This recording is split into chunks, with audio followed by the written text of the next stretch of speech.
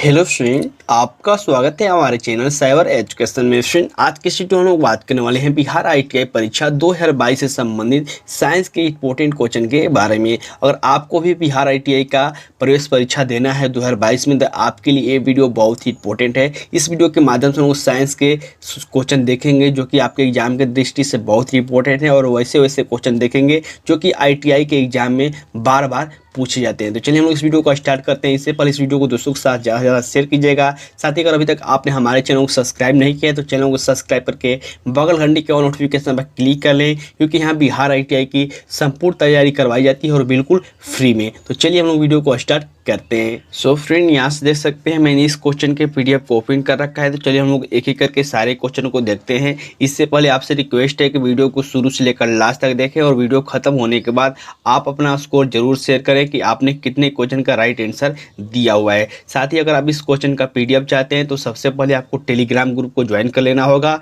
जिसका लिंक आपको वीडियो के डिस्क्रिप्शन बॉक्स में देखने को मिल जाएगा। पहला क्वेश्चन यहाँ पर देख सकते हैं मेंशन किया गया है, निम्नलिखित में से विषम की पहचान करें। यानी कि आपको असंगत यानी कि तीन किसी तरह से आपको समान है और एक आपको असमान है यानी कि विषम है, उसी को आपको पहचान करना है। बहुत सारे कैंडिडेट को लगेगा सर ये रीजनिंग का सवाल तो नहीं है, तो बिल्कुल ऐसा नहीं है। ये साइंस का ही क्वेश्चन है, लेकिन ऐसे भी आपके एग्जाम में क्वेश्चन पूछे जा सकते हैं। ठीक है, क्वेश्चन मेंशन किया गया है कि आपको विषम की पहचान करना है। ऑप्शन देखिए मेंशन किया गया है वायु, मिश्र धातु और दूध और जल। इसका राइट आंसर हो जाएगा जल। और बहुत सारे कैंडिडेट के मन में डाउट होगा कि सर इसका जल आंसर क्यों होगा। देखिए, इसका जल आंसर इसलिए होगा क्योंकि जो यहाँ पर वायु, दूध और यहाँ पे जो मिश्र धातु है सारे मिश्रण है, लेकिन जो जल है ये एक यौगिक है। ठीक है, जल का फॉर्मूला होता है H2O। आपको याद होगा, आप सभी कैंडिडेट जानते हैं कि जल का जो फॉर्मूला होता है H2O होता है, लेकिन वायु का कोई फॉर्मूला नहीं होता है, दूध का कोई फॉर्मूला नहीं होता है और मिश्र धातु का फॉर्मूला नहीं होता है। ऐसे भी ऐसे को आप पकड़ सकते हैं। ठीक है, तो बिल्कुल इसका राइट आंसर हो जाएगा डी, जो कि एक जल एक यौगिक है। ठीक है, नेक्स्ट क्वेश्चन देखिए मेंशन किया गया है, कौन सा नियम कहता है कि रासायनिक अभिक्रिया में द्रव्यमान को न तो उत्पन्न किया जा सकता है और न ही नष्ट किया जा सकता है। ये क्वेश्चन बहुत ही इंपॉर्टेंट है। आपके बिहार आईटीआई के एग्जाम में पूछे जाने की संभावना तो है ही, लेकिन आप किसी भी कंपटीशन लेवल की तैयारी करते हैं तो वहाँ पे भी इससे क्वेश्चन पूछे जाते हैं। ठीक है, तो इसका राइट आंसर क्या होगा? इसका राइट आंसर हो जाएगा डी ऑप्शन, द्रव्यमान संरक्षण का नियम। एक आता है कि द्रव्यमान न तो वो उत्पन्न किया जा सकता है और न ही नष्ट किया जा सकता है। ठीक है, यानी कि यहाँ से डी ऑप्शन बिल्कुल राइट आंसर हो जाएंगे इस क्वेश्चन के। साथ ही एक बात मैं और यहाँ पे मेंशन कर दूँ, कभी कभी क्वेश्चन पूछा जाता है स्थिर अनुपात का नियम किसने दिया था, तो जोसेफ प्रोफेसर ने दिया था। तो बिल्कुल आप इन बातों को भी याद रखेंगे। नेक्स्ट देखिए क्वेश्चन मेंशन किया गया है, निम्न में से किस यौगिक में सबसे अधिक परमाणु होते हैं। देखिए, मैं आपको परमाणु काउंट करना, मैं परमाणु गिनना आपको बताता हूँ कि आखिरकार आपको कैसे क्वेश्चन को काउंट करना है, कैसे आपको यहाँ परमाणु गिनना है। परमाणु गिनने का सिंपल सा तरीका होता है। देखिए, जैसे कि यहाँ पूछा गया किस यौगिक में सबसे अधिक है, तो सबसे पहले मैं आपको कम में दिखाता हूँ। जैसे कि CO2 हो गया। ठीक है, तो यहाँ पर देखिए O2 है, तो यहाँ पे हो जाएगा 2। यहाँ पे मैं इसको काउंट कर रहा हूँ।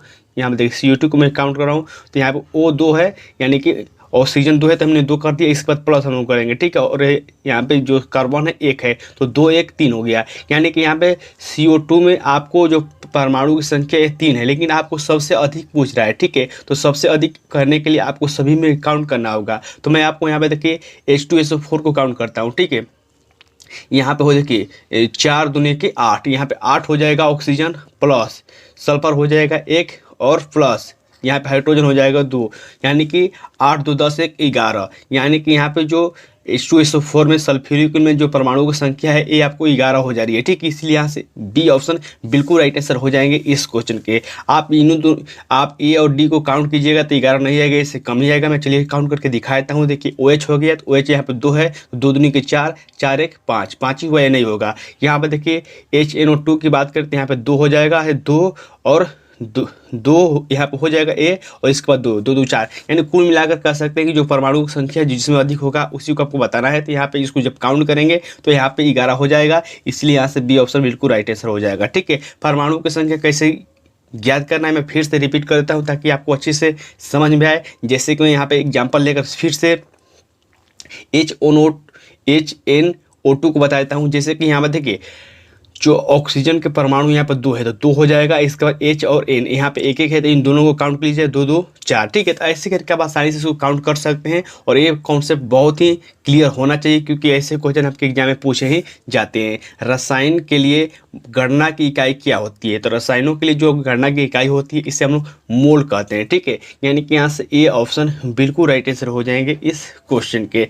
नेक्स्ट क्वेश्चन देखिए, मेंशन किया गया है आधुनिक आवर्त सारणी में कितने समूह हैं? आपको बताना है कि आधुनिक जो आवर्त सारणी में कितने समूह हैं। तो आधुनिक आवर्त सारणी में टोटल समूहों की संख्या ये आपको 18 है और आवर्त 7 होते हैं। ठीक है, आपको याद रखना है कि आधुनिक आवर्त सारणी में 7 आवर्त और 18 समूह होते हैं। आधुनिक आवर्त सारणी किसने दिया था? ये आपको मोसले के द्वारा दिया गया था, जो कि आपको याद रखना है। नेक्स्ट क्वेश्चन देखिए, मेंशन किया गया है क्षारीय धातु को आधुनिक आवर्त सारणी में कौन से समूह में रखा गया है? देखिए यहाँ पे क्वेश्चन क्या मेंशन किया गया, क्षारीय धातु को। तो क्षारीय धातु हम लोग फर्स्ट समूह के तत्वों को कहते हैं। ठीक है, यानी कि यहाँ से डी ऑप्शन बिल्कुल राइट आंसर हो जाएंगे इस क्वेश्चन के। क्षारीय समूह जिसका टिक होता है हेलिना के रब से फरियाद। ठीक है, हेलिना के रब से फरियाद टिक होता है पहला समूह का। और यहाँ पे क्वेश्चन पूछा है क्षार धातु किससे कहते हैं? तो हम लोग पहले समूह के तत्वों को क्षार धातु कहते हैं और दूसरे जो समूह है इसको हम लोग क्षार मृदा धातु कहते हैं। 18वें समूह को शून्य वर्ग या फिर निष्क्रिय या फिर ऐसे करके आपको याद रखना है। जो आपको इंपॉर्टेंट ग्रुप है मैंने आपको टेलीग्राम ग्रुप पर प्रोवाइड करने की कोशिश करूंगा, मैं स्क्रीनशॉट डाल दूंगा। नेक्स्ट क्वेश्चन देखिए, मेंशन किया गया है आधुनिक आवर्त सारणी की खोज किसके द्वारा की गई थी? अभी मैंने पिछले ही क्वेश्चन में बताया था कि आधुनिक आवर्त सारणी खोज मोसले के द्वारा किया गया था, जो कि यहाँ से डी ऑप्शन बिल्कुल राइट आंसर हो जाएगा। लेकिन आपको याद रखना है कि यहाँ पे आधुनिक आवर्त सारणी पूछा गया। ठीक है, लेकिन अगर यहाँ पे आधुनिक न लगाकर सिर्फ पूछा जाता कि आवर्त सारणी की खोज किसने किया था तो उस समय आपको मेडलिफ हो जाता। ठीक है, लेकिन अगर यहाँ पे आधुनिक लगा देगा तो उसमें आपको मोसले हो जाएगा। आपको याद रखना है कि जो मोसले ने आवर्त सारणी बनाया था ये परमाणु संख्या के आधार पर बनाया था, और जो मेडलिफ था ये आपको परमाणु द्रव्यमान या फिर भार के अनुसार यहाँ पे मेडलिफ ने अपना तैयार किया था आवर्त सारणी। तो बिल्कुल आप इन बातों को भी याद रखेंगे। नेक्स्ट क्वेश्चन देखिए, मेंशन किया गया है नीला थोथा का दूसरा नाम क्या है? ऐसे क्वेश्चन भी आपको व्यापारिक नाम क्वेश्चन पूछे जाते हैं कि नीले थोथा का दूसरा नाम क्या है? तो नीले थोथा का दूसरा नाम है आपको तार्म सल्फेट। यानी कि यहाँ से ए ऑप्शन बिल्कुल राइट आंसर हो जाएगा। और इसका सूत्र होता है, मैं यहाँ पे लिख कर दिखा दूँ, इसका सूत्र होता है CuSO4 × 5H2O। ठीक है, 5H2O ये इसका सूत्र होता है तार्म सल्फेट का। तो बिल्कुल आप इसको याद रखेंगे। नेक्स्ट क्वेश्चन यहाँ आप देख सकते हैं मेंशन किया गया है काकरापार परमाणु ऊर्जा स्टेशन किस राज्य में स्थित है? ऐसे क्वेश्चन आपके एग्जाम में बहुत ही पूछे जाते हैं और मैं आपको यहाँ पे जो सारे ऑप्शन हैं जो इंपॉर्टेंट परमाणु ऊर्जा स्टेशन है मैं सारे का नाम यहाँ पे बताता हूँ। तो इसका राइट आंसर हो जाएगा सी ऑप्शन, जो कि काकरापार है आपको गुजरात में स्थित है। ठीक है, लेकिन अब हम लोग ऑप्शन के अनुसार आप बात करते हैं। राजस्थान में कौन सा है? तो राजस्थान में रावत भाटा परमाणु ऊर्जा स्टेशन है। कर्नाटक की बात करें तो कर्नाटक में कैगा परमाणु ऊर्जा स्टेशन है। और महाराष्ट्र में आपको तारापुर है। तो बिल्कुल आप इन चारों बातों को याद रखेंगे। मैं फिर से रिपीट करता हूँ, राजस्थान में कौन सा है? तो राजस्थान में रावत भाटा, गुजरात में काकरापार, कर्नाटक में कैगा और महाराष्ट्र में क्या है? तारापुर। ठीक है, तारापुर परमाणु ऊर्जा स्टेशन जो कि बहुत ही फेमस है। साथ ही आपको याद रखना है कि उत्तर प्रदेश यानी कि यूपी में नरौरा परमाणु ऊर्जा स्टेशन है। तीन बातों को बिल्कुल आप याद रखेंगे, यहाँ से कुछ पूछे ही जाते हैं। नेक्स्ट क्वेश्चन देखिए, मेंशन किया गया है सोना निम्न में से किस में घुलनशील है? तो ये भी क्वेश्चन इंपॉर्टेंट है। सोना किस में घुलनशील है? तो ये आपको एक्वारेजिया में है। जो भी आप देखते होंगे कोई गांव में घूमकर जो सोना की जांच होती है या फिर सोना को जो धोया जाता है उसको अच्छी तरह से धोया जाता है, ये आपको एक्वारेजिया में ही धोया जाता है। ठीक है, यानी कि यहाँ से सी ऑप्शन बिल्कुल राइट आंसर हो जाएंगे इस क्वेश्चन के। नेक्स्ट क्वेश्चन देखिए, मेंशन किया गया है निम्नलिखित में से कौन सा कार्बन का एक अपरूप नहीं है? अब देखिए नीचे जब ऑप्शन देखेंगे कि आपको लगेगा कि सारे कार्बन के अपरूप है, क्योंकि यहाँ पे देखिए ऑप्शन मेंशन किया है ग्रेफाइट, फ्लोरीन, डायमंड यानी कि हीरा और यहाँ पे कोयला। तो यहाँ पे बताना है कार्बन का कौन एक अपरूप नहीं है? तो कार्बन का एक अपरूप है आपको कोयला नहीं है। बहुत सारे कैंडिडेट को यहाँ पे इसका आंसर गलत लगेगा, लेकिन इसका राइट आंसर बिल्कुल यही होगा कोयला। ग्रेफाइट, फ्लोरीन और यहाँ पे डायमंड यानी कि हीरा, ये सारे जो हैं आपको कार्बन के अपरूप है, लेकिन कोयला जो है इसमें बहुत सारे मिश्रण होते हैं, इसीलिए इसका राइट आंसर हो जाएगा डी ऑप्शन। ठीक है, नेक्स्ट क्वेश्चन देखिए, मेंशन किया गया एक वस्तु पर एक वस्तु पर बल लगाने के बावजूद भी किया गया कार्य शून्य हो यदि उसका विस्थापन क्या होगा, इसका विस्थापन अगर शून्य होगा तो कार्य भी शून्य हो जाएगा। इसका फॉर्मूला होता है W बराबर F S cos theta. W बराबर होता है एफ एस कॉस थीटा, ठीक है। ये इसका फॉर्मूला होता है कार्य बराबर बल इंटू विस्थापन कॉस थीटा। ऐसे करके आप इसको भी समझ सकते हैं, ठीक है। चलिए हम लोग अगले क्वेश्चन की ओर बढ़ते हैं। नेक्स्ट क्वेश्चन यहाँ पे देखिए मेंशन किया गया है, गति के समीकरण के संबंध में निम्नलिखित में से कौन सा गलत है। इसको आपको पहचानने के लिए आपको गति के तीसरे जो 3 नियम हैं न्यूटन के जो द्वारा जो दिए गए थे, आपको तीनों नियमों के फॉर्मूले याद आपको होने चाहिए, तभी आप इसको फाइंड कर पाएंगे, इसको गलत खोज पाएंगे, वरना आपको दिक्कत होगी, ठीक है। यहाँ पे देखिए जो न्यूटन का फर्स्ट लॉ है, ये आपको है V बराबर U प्लस 80, ठीक है। ये जो है मैं आपको हाईलाइट कर दिखाता हूँ, ये जो है आपका फर्स्ट नियम है न्यूटन का, ठीक है। और सेकेंड जो नियम है ये आपको है S बराबर UT plus half AT square. ये भी सही है और ये भी सही है, ठीक है। अब हम लोग इसको डायरेक्ट जांच करें तो यहाँ पर 2AS बराबर दिया है V square minus U square, ये भी बिल्कुल सही है। और यहाँ पर जो ये ऑप्शन दिया गया है 2AS बराबर U square minus V square, ये बिल्कुल गलत है।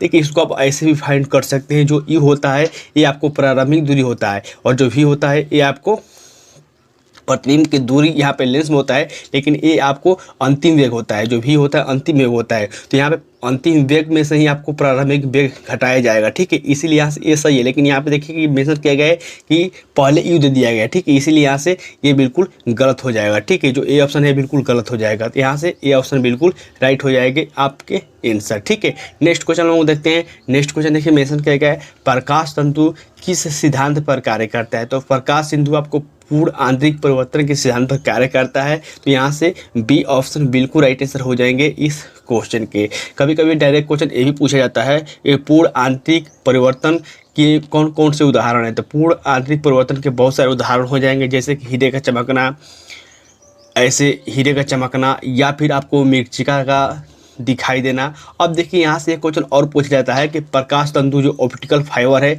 इसके जनक किसे माना जाता है भारत में। तो ये नरेंद्र सिंह का पानी को भारत में प्रकाश तंतु या फिर ऑप्टिकल फाइबर के जनक के रूप में जाना जाता है। अब यहाँ पे देखिए जो प्रकीर्णन है और यहाँ पे जो अपवर्तन है, यहाँ से क्वेश्चन पूछे जाते हैं।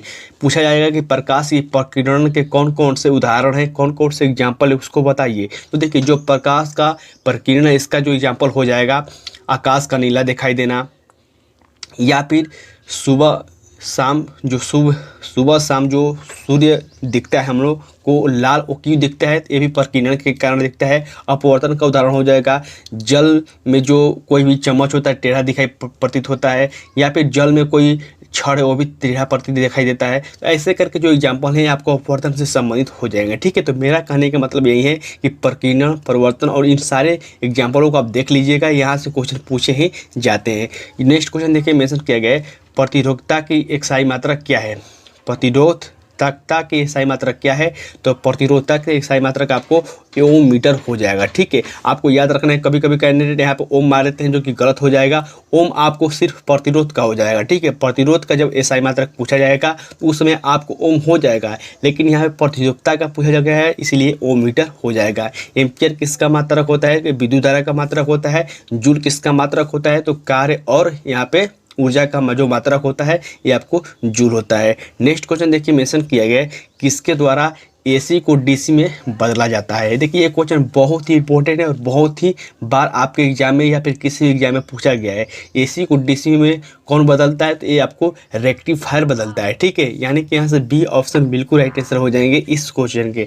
लेकिन कभी कभी क्वेश्चन ये भी पूछ लिया जाता है कि डीसी को एसी में कौन बदलता है। यहाँ पे एसी से डीसी में बदलने के लिए रेक्टिफायर का प्रयोग करते हैं, लेकिन अगर हमको डीसी से एसी में बदलना हो तो इसे हम लोग अगर हमको डीसी को एसी में बदलना हो तो हम लोग किसका प्रयोग करेंगे, तो ये हो जाएगा इन्वर्टर, ठीक है। इन्वर्टर जो आप लोग घर में यूज करते हैं, अगर डीसी को एसी में बदलना हो तो हम लोग वहाँ पे इन्वर्टर काम करता है, और जब एसी को डीसी में बदलना हो तो इसमें आपको रेक्टिफायर काम करता है, ठीक है। तो बिल्कुल आप इस बात को समझ गए होंगे। नेक्स्ट क्वेश्चन देखिए मेंशन किया गया है, भारत ने अपने पहले परमाणु उपकरण का परीक्षण कहाँ किया था। तो भारत ने अपने पहले परमाणु परीक्षण आपको पोखरण राजस्थान में किया था, जो कि 1974 ईस्वी में किया गया था, ठीक है। यानी कि यहाँ से बी ऑप्शन बिल्कुल राइट आंसर हो जाएंगे इस क्वेश्चन के। कभी कभी डायरेक्ट क्वेश्चन ये भी पूछ लिए जाते हैं कि जो भारत ने पहला परमाणु उपकरण का परीक्षण किया था पोखरण में 1974 ईस्वी में। इसका जो कोड था ये क्या था, तो इसका कोड था स्माइलिंग बुद्धा। ठीक है, जो पोखरण में किया गया था इसका जो कोड था ये स्माइलिंग बुद्धा था। अब यहाँ पे देखिए ऑप्शन में आपको तारापुर, कल्पक्कम और श्रीहरिकोटा के बारे में दिया गया था। आपको याद रखना है ये कहाँ कहाँ है। तारापुर मैंने आपको अभी बताया कि तारापुर परमाणु ऊर्जा स्टेशन ये आपको महाराष्ट्र में है, कल्पक्कम ये आपको तमिलनाडु में है और श्रीहरिकोटा ये आपको आंध्र प्रदेश में है। ठीक है, तो बिल्कुल आप इन बातों को याद रखेंगे। नेक्स्ट क्वेश्चन देखिए मेंशन किया गया है MRI किसका संक्षिप्त रूप है, यानी कि MRI का आपको फुल फॉर्म बताना है। तो MRI का पूर्ण रूप होता है मैग्नेटिक रिसोर्स इमेजिंग, यानी कि यहाँ से बी ऑप्शन बिल्कुल राइट आंसर हो जाएंगे इस क्वेश्चन के। ठीक है, चलिए हम लोग अगले क्वेश्चन की ओर बढ़ते हैं। नेक्स्ट क्वेश्चन देखिए मेंशन किया गया है केल्विन पैमाने के लिए ताप को सेल्सियस तापमान में बदलने के लिए आपको दिए गए ताप में क्या करना होगा। देखिए इस क्वेश्चन को बहुत सारे कैंडिडेट जानते तो हैं, लेकिन कुछ कन्फ्यूजन के चक्कर गलत कर देते हैं। तो मैं आपको एक ऐसा ट्रिक बताता हूं जिसके माध्यम से आपको कन्फ्यूजन नहीं होगा और बिल्कुल आसानी से आप ऐसे क्वेश्चन को हल कर पाएंगे। देखिए क्वेश्चन क्या मेंशन किया गया है, सेल्सियस से मैं यहाँ पर बता दूँ केल्विन से आपको सेल्सियस में जाना है। ठीक है, केल्विन यानी कि यहाँ पे हो जाएगा के। ठीक है, केल्विन से आपको कहाँ जाना है, सेल्सियस की तरफ। क्वेश्चन पूछा गया है केल्विन पैमाने के लिए ताप को सेल्सियस पैमाने में बदलने के लिए क्या करना होगा। तो देखिए के से हम लोग सी पर जा रहे हैं, यानी कि उल्टा हो रहा है। ठीक है, यहाँ पहले सी आता है इसके बाद के आता है, लेकिन यहाँ पे देखिए के से सी पर जा रहे हैं यानी कि उल्टा हो रहा है, इसीलिए आपको यहाँ पे माइनस होगा। और माइनस कितना होगा, माइनस हो जाएगा 273। और यही पूछा जाता है कि हम लोग सेल्सियस से केल्विन में जाने के लिए हमको कितना जोड़ना या घटाना पड़ता, तो हम लोग यहाँ पर 273 जोड़ देते हैं, क्योंकि यहाँ पर सी से के पर जा रहे हैं यानी कि आगे बढ़ रहे हैं। यहाँ पे अल्फाबेट का जो अक्षर इसके माध्यम से बस समझ सकते हैं। ठीक है, के से सी पर जा रहे हैं यानी कि माइनस होगा और सी से के पर जा रहे हैं यानी कि प्लस होगा। यानी कि केल्विन से अगर हम लोग सेल्सियस की ओर आना है तो 273 घटाएंगे, या फिर अगर सेल्सियस से केल्विन के ऊपर जाना है तो हम लोग 273 जोड़ेंगे। तो यहाँ पे क्या पूछा गया है, केल्विन से सेल्सियस में जाना है यानी कि उल्टा जाना है, इसीलिए हम लोग 273 घटा देंगे। ठीक है, तो बिल्कुल ये बातें मेरी समझ में आ गई हो गई। अगर ये बातें आपको समझ में आ गई है तो वीडियो के नीचे कमेंट करके आप जरूर बताइएगा, क्योंकि एक कॉन्सेप्ट बहुत ही अच्छी है। ठीक है, नेक्स्ट क्वेश्चन देखिए मेंशन किया गया है एक पदार्थ के घनत्व को किस रूप में परिभाषित करते हैं। तो आपको याद होगा कि घनत्व बराबर क्या होता है, एक फॉर्मूला होता है घनत्व बराबर द्रव्यमान बटा में आयतन। तो यहाँ पे यही क्वेश्चन पूछा गया है कि घनत्व को किस रूप में परिभाषित कर सकते हैं। तो जो कि ऑप्शन में देख सकते हैं मेंशन किया गया है फर्स्ट ऑप्शन में ही द्रव्यमान प्रति आयतन, यानी कि द्रव्यमान बटा में आयतन, जो कि यहाँ से ए ऑप्शन बिल्कुल राइट आंसर हो जाएंगे इस क्वेश्चन के। तो फ्रेंड आज की इस वीडियो के माध्यम से हम टोटल 20 क्वेश्चन देखे हैं, जो कि साइंस के बहुत ही महत्वपूर्ण क्वेश्चन थे और मैंने आपको सारे डिटेल में क्वेश्चन का डिस्कशन करवा दिया है। तो अगर आपको वीडियो पसंद है तो वीडियो को लाइक करें, साथ ही वीडियो के नीचे कमेंट करके आप अपना स्कोर जरूर सेट करें कि आपने कितने क्वेश्चन का राइट आंसर दिया हुआ है। ठीक है, तब तक के लिए बाय फ्रेंड, जय हिंद।